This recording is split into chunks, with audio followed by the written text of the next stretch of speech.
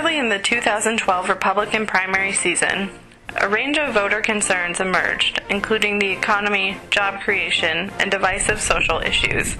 Among the Republican base, one narrative that emerged was the need to elect a strong leader to solve these problems. But what makes a candidate a strong leader? At the Center for the Study of the Presidency and Congress, David Abshire assesses triumphs and failures from past presidencies. And we also look at how great presidents pivot and go see an opening that they can take advantage of. That's transformational leadership. Because we divide leadership in some distinct areas. Because the first is character leadership. That's the bedrock. Jimmy Carter had great character leadership. Nobody questioned his character. Strategic leadership. Richard Nixon, along with Henry Kissinger, they inherited 500,000 men in Vietnam and getting out, trying to get out of the war successfully.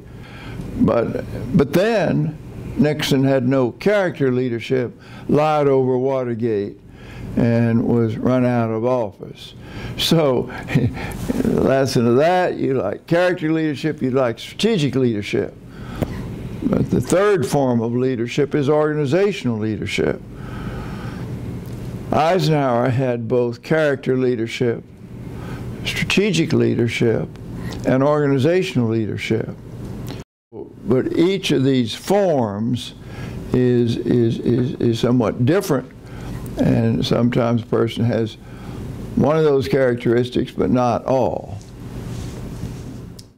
The Washington Post series on leadership analyzed the leadership traits of the 6 GOP candidates that competed in the New Hampshire primary. The series said that Ron Paul is consistent, authentic, and makes voters feel like he trusts them. Rick Santorum is resilient, disciplined, consistent, and has a conviction-driven approach. Newt Gingrich is intelligent, especially his understanding of complex issues and the country's place in history. Rick Perry is charismatic, confident, and enthusiastic. Jon Huntsman is an independent thinker, has a diplomatic temperament, and moderate values. Mitt Romney is pragmatic, flexible, and has a fact-driven style. During the New Hampshire primary in January, voters reflected on the leadership qualities that they most value. Someone that's stuck with their convictions for years on end, who's had a reliable track record and knows what they're doing.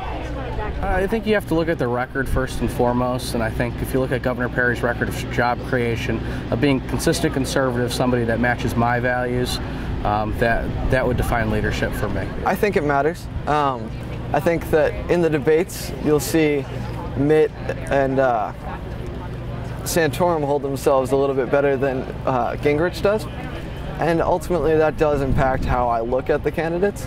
Behind the leadership skills have to go integrity and character and management skills. The leadership alone, it really embraces all of those features in a manner that then collates people all together.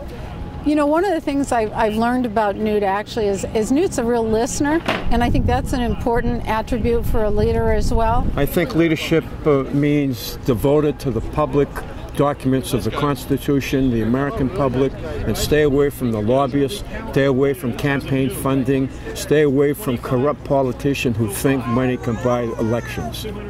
As Romney emerges as the likely GOP frontrunner, character leadership is gaining attention as a factor that may influence votes in November. In a recent Washington Post ABC News poll, 51% of respondents declared that if Romney wins the Republican nomination, they will vote for Obama, with Romney receiving only 43%. David Abshire zeroed in on a less tangible element of Obama's leadership style and popularity. His leadership style begins with something I admire, and it's got to do with character leadership. He's very cool. Lincoln was cool. Ultimately, the results of the 2012 general election could suggest that character may truly be the bedrock of presidential leadership. So, you got to have character.